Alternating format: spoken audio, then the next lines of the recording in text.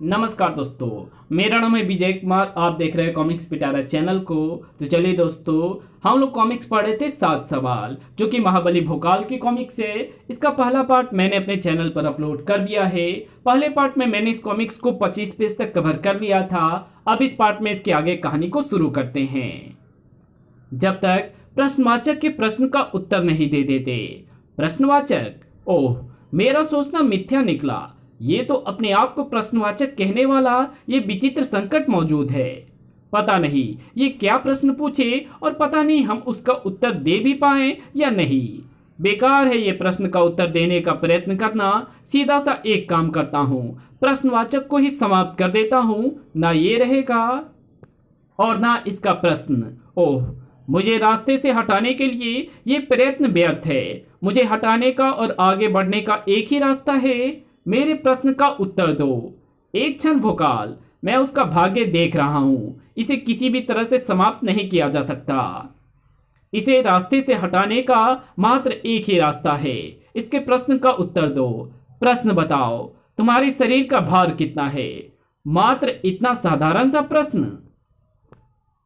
इस प्रश्न का उत्तर देना कौन सा असंभव है? मेरे शरीर का भार 1.5 मन 8 सेर और मेरा 2 मन 4 सेर।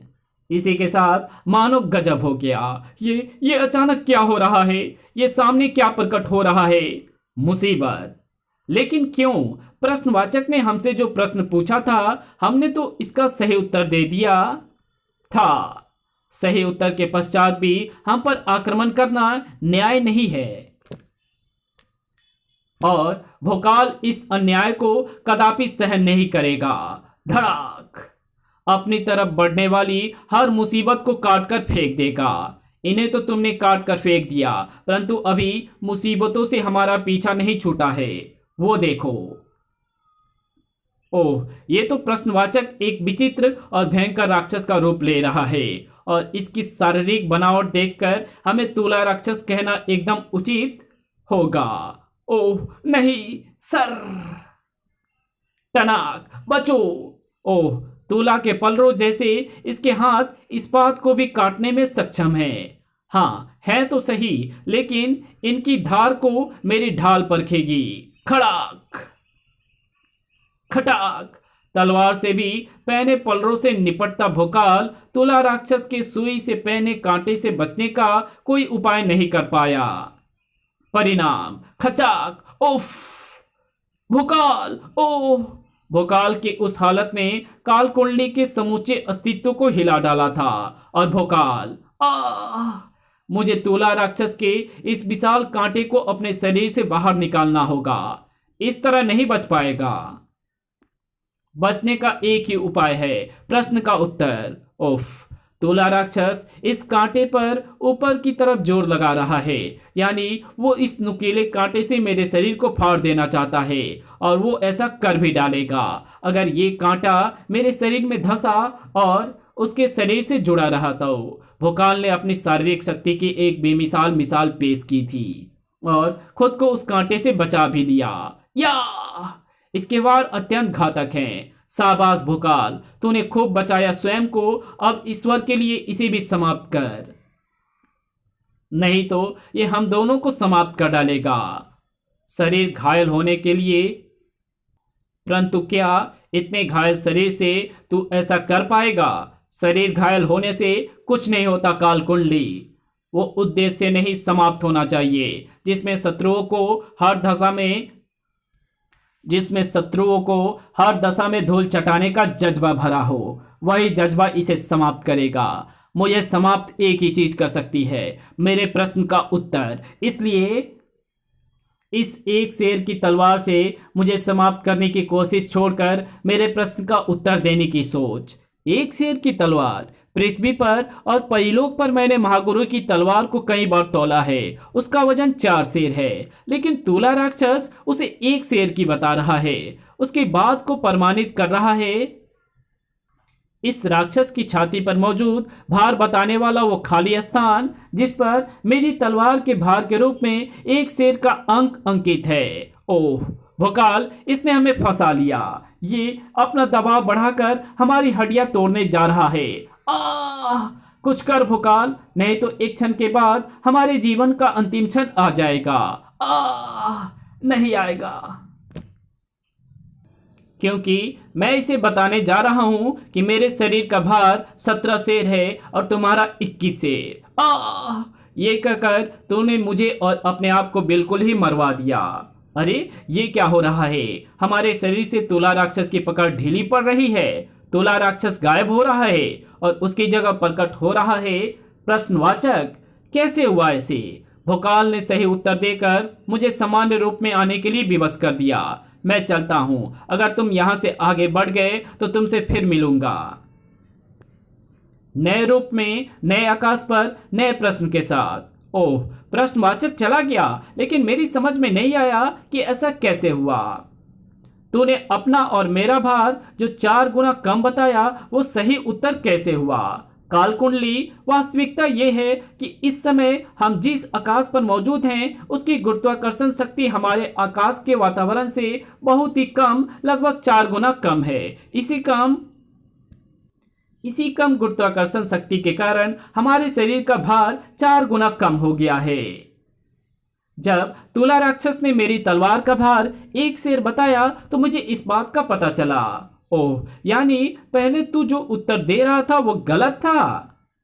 नहीं, उत्तर वो भी सही था, परंतु वही उत्तर इस आकाश के वातावरण में गलत हो गया था। ओह, वो हमारी तरफ क्या बढ़ रहा है कालकुंडली? कोई नया संकट? नहीं, ये एक छोटी ग्रहिका है। यह हमें यहां से दूसरे आकाश तक ले जाएगी। तैयार हो जाओ, मैं अपने भाग्य में उस पर बैठने का योग बना रहा हूं। ओह, इस पर बैठने का अपना योग मैं पूरी तरह नहीं लिख पाया। कोई बात नहीं सर, तुम फिर भी मेरे साथ चलोगे इस तरह। भोकाल कालकुंडली के साथ एक नई बाधा की तरफ बढ़ रहा था, जबकि यहां संकटा ने एक बाधा को पार कर लिया था। बाधाएं संकटा को परेशान अवश्य कर सकती हैं, लेकिन उसके रास्ते को नहीं रोक सकती है। और अब तो मुझे संकट फैलाने में आनंद आने लगा है। मैं इसी तरह अपने संकटों से सारी पृथ्वी को तबाह कर डालूंगा। ये तो निरंतर आगे बढ़ता आ रहा है महारानी जी, इसे रोकना होगा। इसके रास्ते में बाधाएं उत्पन्न करो। एक क्षण, वो देखो, धरा से निकलकर सैकड़ों बाधाएं उसका रास्ता रोक रही है। सही कहा, संकटा का सोचना कुछ और ही था। चाहूं तो ऊंची ऊंची दीवारों की इन बाधाओं को उड़कर कुछ ही क्षणों में पार कर लूं, परंतु मैं इन मानों को दिखाऊंगा कि संकटा उड़कर ही नहीं, दौड़कर भी इन बाधाओं को पार कर सकता है। संकटों के उस नए संकट को पार करने का अभियान आरंभ कर दिया था। दूसरा आकाश, दूसरा सवाल।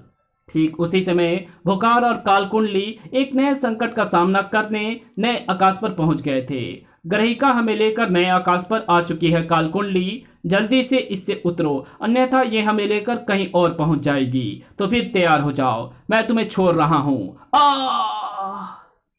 आई छपाक।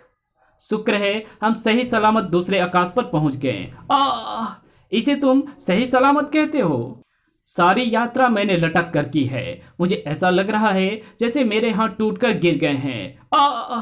तुम्हारे हाथ तुम्हारे शरीर पर ही हैं। आगे बढ़ने से पहले तुम थोड़ा विश्राम कर लो। ओह, ये क्या हो रहा है? ये एकाएक यहाँ की धरा क्यों हिलने लगी और सामने का रास्ता एकाएक अत्यधिक गहरी धुंध में छिपता चला जा रहा है। ओह, मैं बड़ी कठिनाई से इस हिलती धरा पर अपने आप को खड़ा रख पा रहा हूं। अरे वो कौन है जो गहरी धुंध को चीरकर मेरी तरफ बढ़ता चला आ रहा है? प्रश्नवाचक। इस नए आकाश पर मैं प्रश्नवाचक तुम्हारा स्वागत करता हूं, एक ऐसे नए प्रश्न के साथ जो तुम्हें जीवन के साथ साथ यहां से आगे बढ़ने का रास्ता भी प्रदान करेगी। भोकाल की स्वीकृति मिलने से पहले ही प्रश्नवाचक ने अपना प्रश्न दाग दिया। मैं वहां थी विराजमान पर यहां नहीं विद्यमान। तुझमें है पर मेरा वो अंग नहीं। जहां ढूंढे वहां मिल जाऊं, कर्मवार गिनती में आऊं। मुझ पर कोई बना सकता नहीं धाम, बता तो क्या है मेरा नाम। ओह, प्रश्न के रूप में मैंने इस बार तेरे सामने जो पहेली रखी है उसके कई हल है, परंतु सभी हलों को जोड़कर एक नाम बनता है। इस आकाश पर वही मेरा नाम है और वही सही उत्तर भी। इसलिए शीघ्र सोच, अति शीघ्र जांच, तेरे पास पल पल है मात्र 5। आखिर इस विचित्र पहेली के क्या हल हैं जो एक ही नाम बनते हैं? मेरी तो कुछ समझ में नहीं आ रहा है। भोकाल, जल्दी से कुछ सोच, 5 पल गुजरने वाले हैं। ओह ओह, चुप रहो काल कुंडली, मुझे सोचने दो। तू सोचने सोचने में ही सारा समय निकाल देगा। सारी पहेली पर गौर करने के बाद मेरे मस्तिष्क में एक उत्तर आ रहा है। मैं वही प्रश्नवाचक को बता देता हूँ। आत्मा। आत्मा है तुम्हारे प्रश्न का उत्तर। गलत, मेरे प्रश्न का उत्तर आत्मा नहीं, परंतु तुम्हारा विनाश आत्मा अवश्य है, दुष्ट आत्मा। और यह दुष्ट आत्मा अकेली नहीं है, सैकड़ों दुष्ट आत्माएं इसके साथ हैं। भोकाल, ये सब तुम्हारे कारण हुआ है। ना तुम उत्तर देने में जल्दीबाजी करते और न ऐसा होता। अब मुझे उत्तर खोजने की जगह व्यस्त होना होगा इस संकट से तुम्हें और स्वयं को बचाने में। ओह, प्रश्नवाचक के शरीर से अब अत्यंत भयानक प्राणियों की आत्माएं निकलनी आरंभ हो गई है। इनका एक ही प्रहार भयंकर पीड़ादायक होगा, इसलिए मुझे अपनी ढाल की सहायता से हवा में उड़कर इनसे बचना होगा। ओह, मैं तो उड़ ही नहीं पा रहा हूं। पृथ्वी के आकाश पर जो वायु उड़ने में सहायक होती है वो यहाँ नहीं है, इसलिए तो उड़कर इनसे नहीं बच सकता। वो सही कह रहा है, यहाँ मैं उड़कर नहीं बच सकता। मुझे तो ऐसे ही इनके प्रहारों से बचना होगा और इन्हें छोड़ने वाले प्रश्नवाचक को अपनी ज्वाला शक्ति के प्रहार का निशाना बनाना होगा। तेरे शरीर की तरह मेरे शरीर में उष्मा नहीं है जो इस ज्वाला शक्ति का ताप मुझ पर प्रभाव डाल सके। मेरे शरीर में तो अत्यंत शीत मौजूद है जो मुझे ऐसे प्रहारों की उष्मा से बचाती है। और रही बात तेरे ज्यादा समय तक इन दुष्ट आत्माओं के सामने टिकने की, तो इस आकाश पर ऐसा भी अधिक देर तक संभव नहीं, क्योंकि इस आकाश की कांपती धरा पर तो अपने पांव ही नहीं टिका पा रहा है। भोकाल, बचा। मैं इन दुष्ट आत्माओं से बचने के चक्कर में इस गंदे और रंग युक्त पानी में गिर गया हूं। मुझे इस विचित्र जल से निकालो भोकाल, अन्यथा मैं किसी के मारे बिना ही मर जाऊंगा। तुम्हें बचाने हेतु आने के लिए मुझे अपने आप को इन सब से बचाना होगा, और इन सब से स्वयं को बचाने के लिए मुझे वो एक नाम बताना होगा जो कई नामों का समूह हो, और उस नाम को बताने के लिए मुझे वो विचित्र सी पहेली एक करनी होगी जिसका एक एक शब्द मेरे मस्तिष्क में ठोकरें मार रहा है, परंतु मैं फिर भी उसका हल नहीं खोज पा रहा हूँ। ओह, हल! एक क्षण, इस पहेली का हल शायद आसपास ही है। प्रश्नवाचक के शब्दों में उसने मुझे बताया था कि वायु ना होने के कारण मैं यहाँ उड़ नहीं सकता, परंतु पृथ्वी पर उड़ सकता था। यानी मैं वहां थी विराजमान, पर यहाँ नहीं विद्यमान का अर्थ हुआ वायु। प्रश्नवाचक ने भी ये बताया था कि मेरे शरीर में ऊर्जा है, लेकिन उसके शरीर में नहीं, तुझ में है, पर मेरा वो अंग नहीं का अर्थ हुआ ऊर्जा यानी अग्नि। और यहाँ का पीतांबर रंग का जल यहाँ मिल जाऊंगा, परंतु मुझ में वो रंग नहीं कि पहेली को एकदम चरितार्थ कर रहा है। जहां ढूंढे वहां मिल जाऊं, क्रमवार गिनती में आऊं का अर्थ ही निश्चय ही आकाश से है, जो ब्रह्मांड में हर स्थान पर उपस्थित है, और पहला आकाश दूसरा आकाश जैसी क्रमवार गिनती में आता है। और यहाँ की ना टिकने वाली कांपती धरा को देखकर मैं आसानी से यह बता सकता हूँ कि मुझ पर कोई बना सकता नहीं धाम का तात्पर्य धरा यानी पृथ्वी से है। वायु, अग्नि, जल, आकाश और पृथ्वी के रूप में मैंने प्रश्नवाचक द्वारा दी गई पहेली का हल ढूंढ लिया है, और अगर इन पांचों को जोड़ दिया जाए तो एक ही नाम बनता है, पंचभूत। पंचभूत, यही तो मेरा नाम है और यही तो मेरे प्रश्न का उत्तर है। तूने मुझे मेरे प्रश्न का उत्तर दिया भोकाल, मैं चला, फिर मिलूंगा। संतोष की सांस लेते भोकाल ने तुरंत ही काल कुंडली को पानी से बाहर निकाला। ओह, अंततः बच ही गए। अब हमें यहाँ से तीसरे आकाश की यात्रा करनी है।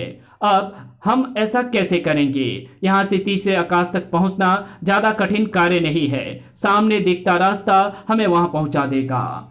सामने तो विशाल और विचित्राकार के पर्वत के अतिरिक्त कुछ दिखाई नहीं दे रहा। मेरी गणना के अनुसार वही पर्वत तीसरे आकाश तक पहुंचाने का रास्ता है और इसके लिए हमें अपनी पूरी शक्ति से भागकर उस पर्वत से टकराना होगा। इस तरह पर्वत से टकराने से हमारे शरीर का मलिदा तो नहीं बन जाएगा, कुछ नहीं होगा। आओ मेरे साथ और भड़ाक। इस कहानी को यहीं समाप्त करते हैं। इसके आगे कहानी पढ़ेंगे इसके पार्ट 3 में। तो मिलते हैं इसके तीसरे पार्ट में, तब तक के लिए बाय। वीडियो अच्छी लगी तो इस वीडियो को लाइक शेयर कमेंट जरूर कर देना।